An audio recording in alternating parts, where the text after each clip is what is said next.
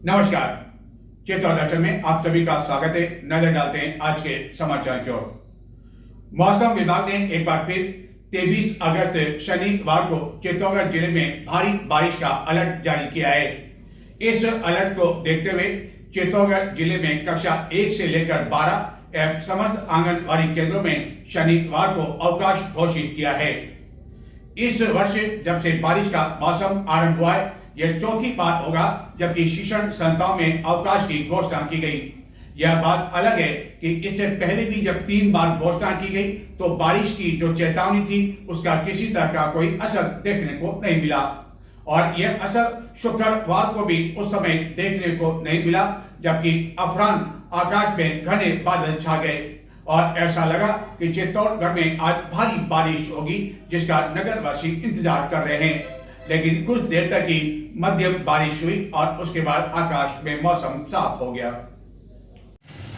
अगस्त का पहला पखवाड़ा बीत चुका है, लेकिन चित्तौड़गढ़ वासियों को अब भी अच्छी बारिश का इंतजार है। यदि बारिश के इस मौसम की बात करें तो 1-2 बार छोड़कर चित्तौड़गढ़ में इतनी अधिक तेज बारिश नहीं हुई जिसका बच्चों से लेकर बड़ों तक बेसब्री के साथ इंतजार किया जा रहा है। हालांकि ऐसा कई बार हुआ जबकि आकाश में घने बादल छा गए और ऐसा लगा कि आज लोगों की यह मनोकामना पूरी हो जाएगी। ऐसा ही कुछ शुक्रवार अफरान भी हुआ। आकाश में घने बादल छाने के साथ ही यह अनुमान लगाया जाने लगा कि आज तो इंद्र देवता की चित्तौड़गढ़ में जमकर मेहरबानी होगी। लेकिन कुछ देर मामूली बारिश होने से लोगों को एक बार फिर निराशा हाथ लगी। यह बारिश भी केवल कुछ देर ही चल सकी। हालांकि इससे सड़कें जलमग्न हो गई, लेकिन यह इतनी तेज बारिश नहीं थी जिसके कारण लोगों को कोई परेशानी हुई हो या किसी स्थान पर जल भराव की स्थिति उत्पन्न हो गई हो। इस बीच मौसम विभाग ने 23 अगस्त शनिवार को चित्तौड़गढ़ जिले में भारी बारिश का अलर्ट एक बार फिर से जारी किया है, जिसके कारण शनिवार को चित्तौड़गढ़ जिले में कक्षा 1 से लेकर 12 एवं समस्त आंगनबाड़ी केंद्रों में अवकाश रहेगा। लोगों को 23 फीट भराव क्षमता वाले गंभीरी बांध के गेट खोलने का भी इंतजार है। हालांकि यह पूरी तरह से लबालब हो चुका है, लेकिन इसके गेट अब तक नहीं खोले हैं। केंद्रीय सहकारी बैंक चित्तौड़गढ़ की 51वीं वार्षिक साधन सभा की बैठक इंदिरा प्रियदर्शनी ऑडिटोरियम में शुक्रवार को आयोजित की गई। इस समारोह में मुख्य अतिथि के रूप में सहकारिता मंत्री गौतम दत्त ने कहा कि सहकारी संस्थाओं में कई तरह के नए नवाचार किए जा रहे हैं। उन्होंने कहा कि काश्तकारों को कृषि ऋण भी काफी अधिक दिया जाने लगा है। उन्होंने बैंकों से ऋण के साथ ही जमा राशि बढ़ाए जाने पर भी बल दिया। इस समारोह में चित्तौड़गढ़, कपासन एवं बेगू के विधायक के साथ ही चित्तौड़गढ़ एवं प्रतापगढ़ से आए इन बैंकों के व्यवस्थापक आदि मौजूद थे। वित्तीय वर्ष 2024-25 के अंकेक्षित आंकड़ों की पुष्टि के लिए चित्तौड़गढ़ केंद्रीय सहकारी बैंक की 51वीं वार्षिक साधन सभा की बैठक इंदिरा प्रियदर्शनी ऑडिटोरियम में शुक्रवार को आयोजित की गई। इस बैठक को मुख्य अतिथि के रूप में सहकारिता मंत्री गौतम दत्त ने संबोधित करते हुए कहा कि आगामी 1 से 10 अक्टूबर तक राज्य के प्रत्येक जिले में प्रत्येक पैक्स की आम सभा आयोजित की जाएगी। उन्होंने कहा कि केंद्रीय सहकारिता मंत्री अमित शाह के नेतृत्व में देश में सहकारी संस्थाओं में नए नवाचार देखने को मिल रहे हैं। समारोह को चित्तौड़गढ़ के विधायक चंद्रभान सिंह आकिया ने भी संबोधित करते हुए बैंक की उपलब्धियों एवं सहकारिता आंदोलन से कृषकों की उन्नति, कृषकों की आय में सहकारी बैंक का योगदान एवं नवाचार बढ़ाने पर बल दिया। आरंभ में वार्षिक साधन सभा का प्रतिवेदन प्रस्तुत करते हुए अध्यक्ष लक्ष्मण सिंह खोड़ ने सदन को जानकारी दी कि आलोच्य वर्ष में अल्पकालीन फसली ऋण वितरण कार्यक्रम के तहत बैंक ने समितियों के माध्यम से ऋण वितरित कर काश्तकारों के जीवन स्तर को ऊंचा उठाने में महत्वपूर्ण भूमिका निभाई है। बैंक के प्रबंध निदेशक नानालाल चावला ने बिंदुवार सभा की कार्रवाई संचालित करते हुए गत आम सभा में लिए गए निर्णयों की अनुपालना हेतु अमल में लाई गई कार्रवाई का ब्यौरा सदन के पटल पर रखा।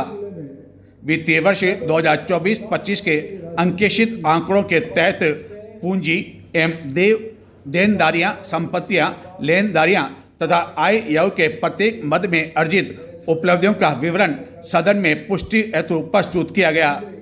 इस बैठक में बेगू के विधायक सुरेश धाकड़, कपासन विधायक Arjun Lal Jingar, urban cooperative bank के अध्यक्ष IM सेठिया, सहकारिता उपभोक्ता भंडार अध्यक्ष सुरेश जवर, प्रतापगढ़ भाजपा जिलाध्यक्ष महावीर सिंह कृष्णावत, पूर्व जिला प्रमुख भैरू सिंह चौहान, बैंक संचालक मंडल के सदस्य, मनोनीत सदस्य, बैंक के अधिकारी कर्मचारी, प्रतापगढ़ चित्तौड़गढ़ जिले की समस्त ग्राम सेवा सहकारिता समिति के सदस्य, गृह निर्माण सहकारी समिति एवं अन्य प्रकार की सहकारी समितियों के अध्यक्ष एवं प्रशासक उपस्थित थे। बैठक में उल्लेखनीय कार्यों के लिए कई प्रशासक को सम्मानित भी किया गया।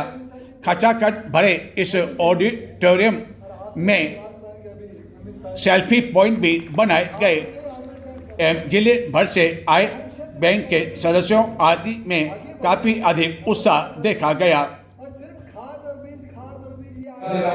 कि जिस प्रकार का आपने बैंक में पूरे राजस्थान में 2-3 बैंकों में से अच्छा बैंक जो आपने काम किया है, वर्क किया है, इसलिए बैंक के MD साहब और पूरे जितने अधिकारी कर्मचारी हैं उनकी पूरी टीम को, बैंक के अध्यक्ष जी और उनकी पूरी टीम को तरह से आप लोगों को धन्यवाद दूं कि आप लोगों ने बैंक का अच्छा कार्यकाल चल रहा है, अच्छा काम चल रहा है और आगे भी अच्छे चले, इसी में शुभकामनाएं हैं। और भाई गौतम जी दक्षा बिराजे हैं, इन सहकारी समितियों के बहुत सी समितियां लॉस पे चल रही है, उन लॉस पे समितियों में चलने के कारण इन MD साहब एपेक्स में भी बैठे हैं। इन समितियों को और क्या बिजनेस करवा सकते हैं और बिजनेस के तौर पर अपन के बैंक की तरफ से इनको क्या सहयोग कर सकते हैं या सरकार की तरफ से क्या सहयोग कर सकते हैं, जो समितियां नुकसान में जा रही है उनका हम क्या कर सकते हैं। और पुराना शायद पैसा भी शायद बाकी है, आया नहीं आया, MD साहब पुराना पैसा बाकी है, आएगा सर पुराना पैसा वो भी बैंकों को पहुंचे, इसी हम आपसे आशा करते हैं। और ये समितियां अच्छी चले, क्योंकि बहुत सी समितियों में ऐसी समितियां भी हैं जो अच्छा बिजनेस नहीं कर पा रही है, जो स्टाफों की तनख्वाह नहीं निकाल पा रही है, उनको अच्छी तनख्वाह कैसे निकले उसके बारे में और बिजनेस कैसे बढ़ा सकते हैं, वो आप लोग भी सोचें, अध्यक्ष भी सोचें, सचिव भी सोचें। और जो अध्यक्ष अपनी समितियों में ध्यान दे रहे हैं, मेरी आप सब लोगों से विनती है अपनी समिति में भी आप ध्यान दें, क्योंकि अपने यहाँ नए गोदाम भी आ रहे हैं, जहाँ जहाँ गोदामों की कमी है वहाँ गोदाम भी आए। और मैं राजस्थान के मुख्यमंत्री बजरंग और सरकार के भाई गौतम जी दत्ता को धन्यवाद देना चाहता हूँ कि उन्होंने काफी समितियों में ट्रैक्टर और काफी इंटीग्रेटर वगैरह डीलर डिस्प्लो मोटरो ये सभी दिए हैं और काफी गोदाम भी आप लोगों ने राजस्थान में सबसे ज्यादा गोदाम चित्तौड़गढ़ जिले में दिए हैं, इसलिए आप लोगों को धन्यवाद और ऐसी समिति दे रहे हैं। और आप सब लोगों ने बुलाकर इतना बड़ा सम्मान किया उसके लिए धन्यवाद। जय हिंद, जय भारत। चित्तौड़गढ़ जिले में ये कोऑपरेटिव का जो मूवमेंट है बहुत अच्छे तरीके से मजबूत है। इसके लिए अगर आप सबके लिए भी अपने आप के लिए भी ताजा हो जाओ, इसमें आप सबके सहयोग से ही ये मूवमेंट मजबूत है। क्योंकि हम जब देखते हैं दूसरे जिलों में जिस तरह से कोऑपरेटिव मूवमेंट की स्थिति है, उससे काफ़ी बेहतर स्थिति में है। मैं इस अवसर पर देश के हमारे यशस्वी प्रधानमंत्री जी को मैं धन्यवाद देना चाहूँगा कि उन्होंने इस कोऑपरेटिव के महत्व को समझते हुए पूरे देश में जिस प्रकार से कोऑपरेटिव मूवमेंट काम करता है, इसको कृषि विभाग से अलग करके सहकारिता करके देश के हमारे यशस्वी गृह मंत्री जी आदरणीय अमित शाह जी को इस विभाग का जिम्मा सौंपा है। आज जब हम देखते हैं तो नए गोदाम बन रहे हैं, कस्टम हायरिंग सेंटर के नए इक्विपमेंट हमें मिल रहे हैं, नए नए नवाचार। अभी MLA साहब ये कह रहे थे कि हम पैक्स में व्यवस्थापकों को सरकार की तरफ से कोई सहयोग करें, लेकिन मेरा आपसे आग्रह रहेगा कि हम जो है ये सरकार की तरफ हम नहीं देखें, हम अपने कोऑपरेटिव मूवमेंट में जो चल रही गतिविधियां हैं अनेक नए नवाचार सरकार कर रही है। हम क्या नहीं कर सकते कोऑपरेटिव मूवमेंट के माध्यम से। आप पैक्स जो है वो जो भी कुछ चाहे वो इस पैक्स के माध्यम से कर सकता है। आप अगर पेट्रोल पंप अगर लगाना चाहो तो ऐसी सुविधा देने का काम भी देश के प्रधानमंत्री जी ने और देश के गृह मंत्री जी ने इसकी सुविधा दी। एक बार जोरदार तालियां इसके लिए आ गया। हम देश के पीछे रह रहे हैं इस मूवमेंट को मजबूत करने में। हम ये सोचते हैं कि हम ये शॉर्ट टर्म लोन दे करके या छोटा मोटा खाद बीज का व्यवसाय करके हम अपनी समिति को प्रॉफिट कर रहे हैं। मैं इस अवसर पर अभी हम वहाँ जाकर के आए थे। अभी आपके सर्किट हाउस में आदरणीय सेठिया साहब ने भी अपने बैंक का लाभांश वितरण का कार्यक्रम रखा। तो 10% ये अपने सदस्यों को डिविडेंड दे रहे हैं। क्या दे रहे हैं? कितना दे रहे हैं? 10% डिविडेंड दे रहे हैं। एक बार जोरदार तालियां इनके लिए आपका। और हमें भी जो भी कोई यहाँ पैक्स का अध्यक्ष बैठा है उससे भी मेरा आग्रह रहेगा कि हम अपनी समिति में केवल हम व्यवस्थापक की तनख्वाह दिलाने के लिए नहीं बैठे। हम अपनी उस समिति से जुड़े हुए हर एक सदस्य को इस समिति के व्यापार से होने वाले लाभ का लाभांश उसको मिले, इसकी चिंता करने की जिम्मेदारी हमारी है सभी पैक्स सदस्यों की। अभी वैसे एमडी साहब ने इसकी चर्चा नहीं की। थोड़े दिनों में ही हम हर एक जिले में एक प्रशिक्षण केंद्र, प्रशिक्षण एक जैसे पहले तो होता था सारा जयपुर में होता था तो कुछ ही अध्यक्ष वहां तक पहुंच पाते थे। अभी अगले महीने से हम सितंबर महीने से हम हर जिले में जो अध्यक्ष संचालक मंडल के एक अध्यक्ष जी और पूर्व अध्यक्ष जी जैसा भी हम तय करेंगे, ऐसे 2-2 मेंबर्स को हर समिति से बुला करके उनका एक पूरे दिन का प्रशिक्षण का कार्यक्रम हम तय करना है। मेरा उसमें आप सबसे आग्रह रहेगा कि हम सभी उस प्रशिक्षण में हम भाग लें, क्योंकि जैसा मैं महसूस करता हूं रोज ऑफिस में जब मैं बैठता हूं तो अध्यक्ष जी खुद लेकर के आते हैं कि हमारी समिति में कमर घोटाला हो गया, व्यवस्थापक जो है हमारा ही पैसा लेकर के चला गया, अब बैंक से इस पैसे को दिलवाओ। तो एक चीज हमारे दिमाग से क्लियर कर लो, पहले अगर बनती है तो संचालक मंडल की बनती है। हमें संचालक मंडल को अवेयर करना पड़ेगा।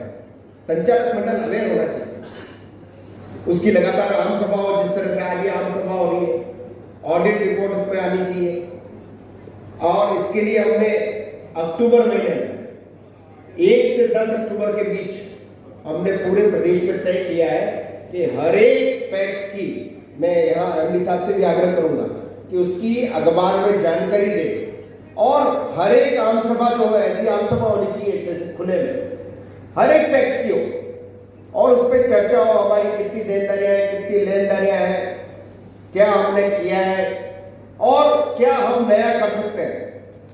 और उसमें एक इंस्पेक्टर ऐसा जाए जो सारी चीजों की जानकारी इसमें दे कि सरकार क्या नए इनिशिएटिव ले रही है, जो भी नए इनिशिएटिव ले रही है उन सब में हम अपनी तरफ से भी पैक्स का काम केवल शॉर्ट टर्म लोन देना नहीं है, खाद बीज वितरण करना नहीं है, हम अपने वहां पे लोकल कोई अपना उत्पाद है उसको कैसे हम प्रमोशन कर सकते हैं, जिले का कोई उत्पाद ले सकते हैं, चाहे से हमारे पैक्स में क्या नए नवाचार करके हमारी इस कोऑपरेटिव मूवमेंट से इसका लाभ सबको मिले।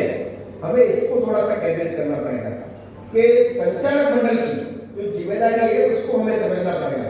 केवल व्यवस्थापक। राजस्थान मंत्रिमंडल विस्तार की अटकलें एक बार फिर से शुरू हो गई है। क्या आगामी मानसून सत्र से यह विस्तार हो पाएगा या नहीं, इसको लेकर राजस्थान में चर्चाएं जोरों पर है। और यदि विस्तार होगा तो क्या निम्बाड़ा के विधायक शिवचंद कृपलानी को मंत्रिमंडल में शामिल किया जाएगा या नहीं, इस पर सभी की निगाहें लगी हुई है। जो राजनीतिक परिस्थितियां इस समय देखने को मिल रही है उसे ऐसा लगता है कि कृपलानी को मंत्रिमंडल में शामिल किया जाना लगभग तय माना जा रहा है। लेकिन अब सवाल यह उठता है कि यदि कृपलानी को मंत्रिमंडल में शामिल किया जाता है तो चित्तौड़गढ़ जिले के बड़ी सादरी के विधायक जो कि वर्तमान में सहकारिता मंत्री है उन्हें संगठन में लिया जाएगा या मंत्रिमंडल में ही रखा जाएगा। इसको लेकर भी कई तरह के कयास लगाए जा रहे हैं, क्योंकि गत दिनों राजस्थान में भाजपा प्रदेशाध्यक्ष मदन राठौड़ यह कह चुके हैं कि कुछ मंत्रियों को संगठन में लिया जाएगा, उनका अनुभव जो है संगठन में लिया जाएगा। इस सवाल को लेकर सहकारिता मंत्री से जब पूछा गया कि आखिरकार उनकी प्राथमिकता क्या रहेगी, सत्ता या संगठन, बताते आखिरकार उनका क्या कहना था। एग्रीकल्चर डिपार्टमेंट से हमें मिलता है, लगातार प्रयासरत है और सरकार भी प्रयासरत है किसानों को जल्द से जल्द हम खाद वितरण में जो आ रही दिक्कतें तो दूर करके किसानों को जल्दी से जल्दी पहुँचाने का प्रयास करें। सहकारी संस्थाओं में नवाचार की आपने बात की, यदि मुख्य रूप से नवाचार की बात की जाए तो कौन कौन से नवाचार जो है आपके विभाग के द्वारा किए जा रहे हैं? नेक्स्ट जो है कोऑपरेटिव मूवमेंट में अपने नए नवाचारों में जो हमारी सरकार, केंद्र सरकार और राज्य सरकार ने की है, वो उसमें कैसे भी करके हमारी जो पैक्स है, हमारी जो KVSS है, हमारे जो संस्थाएं हैं, उनमें अनेक नई गतिविधियाँ लाकर और कैसे हमारे कोऑपरेटिव मूवमेंट का हर व्यक्ति को लाभ मिले, इसके लिए हम लगातार प्रयास कर रहे हैं। आपने कहा कि चित्तौड़गढ़ बैंक की आपने बात की कि लाभ में चल रहा है, लेकिन अन्य स्थिति की बात करें तो वहाँ पर ये स्थिति नहीं है, तो लाभ को लाने के लिए क्या आप मानते हैं कि हमने इसीलिए हमने अपनी डिपॉजिट बढ़ा करके कैसे हम जो एग्रीकल्चर लोन पे ही आधारित अधिकतर बैंक है, वो हम जो दूसरे लोन्स हैं उस पर भी कैसे बढ़ा सकें, हमारे जो डिपॉजिट है उसको बढ़ाएंगे तो निश्चित रूप से हमारी जो एडवांसेज है वो भी बढ़ेगी और उससे हमारे जो प्रॉफिट की बात हम कर रहे हैं उससे निश्चित रूप से हमारा आवाज़ भी बढ़ेगा। यदि व्यक्तिगत रूप से गौतम दत्त जी की बात करें, प्राथमिकता क्या, सत्ता या संगठन? निश्चित रूप से जी आप बताएं। सत्ता या संगठन प्राथमिकता जैसा आपकी? भी हमारे जो हमारा नेतृत्व हमें जैसा निर्देश देगा हम उसी तरह से हम अपनी सेवा देने के लिए तैयार हैं।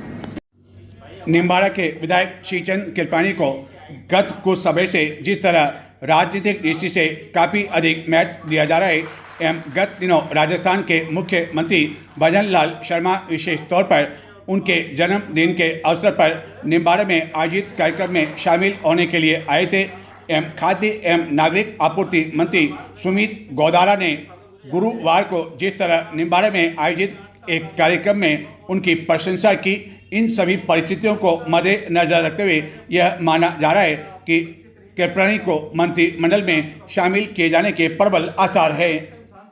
भाई हमारी हाइट श्रीचंद कृपलानी जी इतनी बड़ी नहीं है, इनकी हाइट तो ना सिर्फ लंबे शरीर में ही है बल्कि राजनीति में, व्यवहार में इनका मुकाबला हमारी तो विधानसभा में और भारतीय जनता पार्टी की तो अमिताभ बच्चन है। आप इनका व्यवहार देखो, हर जगह अभी से मैं इतने सालों, मुझे याद है मैं 2003 से 8 का कार्यकाल जब मैं युवा मोर्चा में 6 में था तो 8 का चुनाव से पहले मैं आपसे परिचित नहीं था, मतलब आप मुझे नहीं जानते, आपसे तो हम सब परिचित थे ही। मुझे वो याद है उस टाइम सांसद थे और 8 में राजनाथ सिंह जी आए थे अपने भवानी निकेतन में प्रोग्राम में। तब मैंने देखा एक सांसद आम जन के बीच में खाना खा रहा है, पीछे बैठे, नहीं तो सांसद सारे के सारे आगे बैठे थे। दृश्य मुझे आज भी याद है और वो बड़ी प्रेरणा, हम जैसे उस टाइम कार्यकर्ता थे, क्या नेता चाहे कितना ही बड़ा हो अपने कार्यकर्ताओं के साथ वो भोजन वो उस टाइम पैकेट में दे रहे थे और ये आगे सारे MP आगे मंच के पास वहां बैठे हुए थे, पर ये बीच में जनता के बीच में था। हम जैसे कार्यकर्ता लास्ट में पीछे थे, वहां ये बैठे अपने क्षेत्र के वासियों के साथ। उस टाइम ब्लॉक बनाए थे अलग अलग, तो आप अपने ब्लॉक में बैठे, हमेशा ऐसा आपका व्यवहार। तभी तो देखो 5 बार विधायक और 2 बार सांसद और कॉलेज प्रेसिडेंट से लेके जिलाध्यक्ष से लेके प्रदेश महामंत्री से लेके शायद ही कोई दायित्व आपके पास है जो नहीं रहा हो और ना कोई जिला प्रमुख कोई। और ये आप उदाहरण हो ना सिर्फ राजस्थान की राजनीति बल्कि भारत की राजनीति में, कि जहां हमारे राजस्थान में उदाहरण दिया जाता है कि जाति की बात चलती है, जब श्रीचंद कृपलानी जी को देखते हैं तो लगता है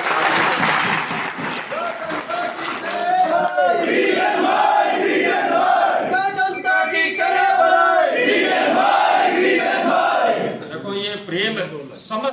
नजर डालते हैं कुछ और समाचारों की ओर, लेकिन संक्षिप्त में देखते रहे चित्तौड़ दर्शन। चित्तौड़गढ़ विधानसभा क्षेत्र के राजकीय उच्च माध्यमिक विद्यालय अगोरिया के सानिध्य में धनेश्वर महादेव बदेसर में माध्यमिक विद्यालय में शारीरिक शिक्षकों की वाकपीट का आयोजन किया गया। उद्घाटन समारोह के मुख्य अतिथि के रूप में चित्तौड़गढ़ के विधायक चंद्रभान सिंह आक्या ने संबोधित करते हुए कहा कि खेल वह वस्तु है जो जीवन में अनुशासन के साथ सफलता का मार्ग प्रशस्त करती है। आक्या ने शारीरिक शिक्षकों की नियुक्ति एवं पाठ्यक्रम लागू करने के लिए विधानसभा स्तर पर यह मांग उठाए जाने का आश्वासन दिया। इसी तरह खिलाड़ियों के डीए बढ़ाने की मांग पर भी उन्होंने सरकार का ध्यान आकर्षित करने का आश्वासन दिया। इसी तरह चित्तौड़गढ़ के विधायक ने शिवपुरा में विभिन्न विकास कार्यों का लोकार्पण भी किया एवं उसके पश्चात उन्होंने ग्रामीणों को संबोधित किया। शिवपुरा में सामुदायिक भवन में 4 दीवारी सीसी रोड, मोक्षधाम में टीन शेड, बैठक स्थल आदि के विकास कार्यों का विधायक द्वारा लोकार्पण किया गया एवं उन्होंने गांव के राजकीय विद्यालय में 2 अतिरिक्त कक्षों के निर्माण कराने की भी घोषणा की। इससे पूर्व विधायक आक्या के गांव में आने पर ग्रामीणों ने माल्यार्पण कर, पगड़ी पहनाकर, पुष्प वर्षा कर उनका स्वागत किया। विधायक आक्या जब शिवपुरा पहुंचे तो वहां जेसीबी पर मौजूद कार्यकर्ताओं द्वारा फूलों की बारिश कर उनका स्वागत किया एवं स्वागत करने के लिए ग्रामीणों में होड़ सी मच गई एवं इस स्वागत के दौरान पूरा गांव भी उनके स्वागत के लिए उमड़ पड़ा एवं एक जुलूस के रूप में विधायक को समारोह स्थल तक ले जाया गया। जगह जगह उनका अभिवादन करने के साथ ही उनका मुंह मीठा करवाने एवं पगड़ी पहनाने के लिए होड़ सी मची रही। ऐसा लगा कि विधायक यहाँ किसी चुनावी सभा को संबोधित करने आए हों, लेकिन वह विकास कार्यों का लोकार्पण करने आए।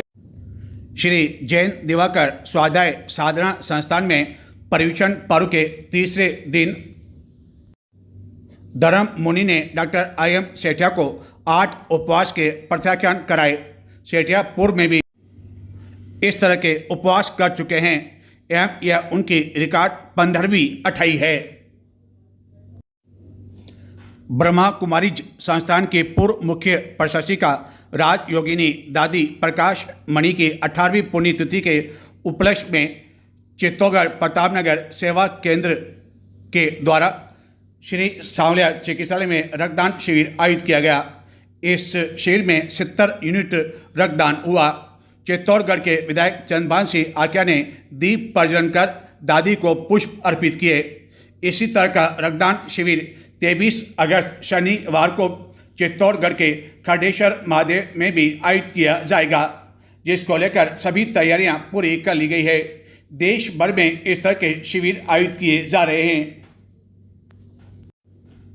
अपर जिला एवं सेशन न्यायाधीश एवं जिला विधिक सेवा प्राधिकरण सचिव सुनील कुमार गोयल द्वारा महिला अधिकारिता विभाग परिसर में संचालित सखी वन स्टॉप सेंटर का निरीक्षण किया।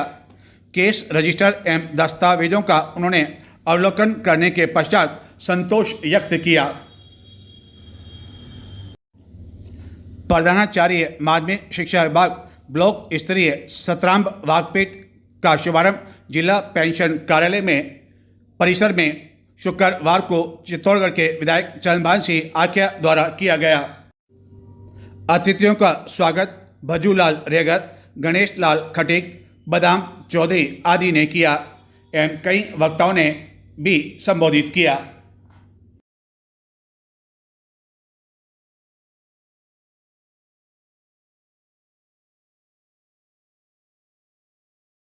चित्तौड़ दर्शन को अब तक आपने सब्सक्राइब नहीं किया हो तो आज ही सब्सक्राइब करें, लाइक करें, कमेंट करें। नमस्कार।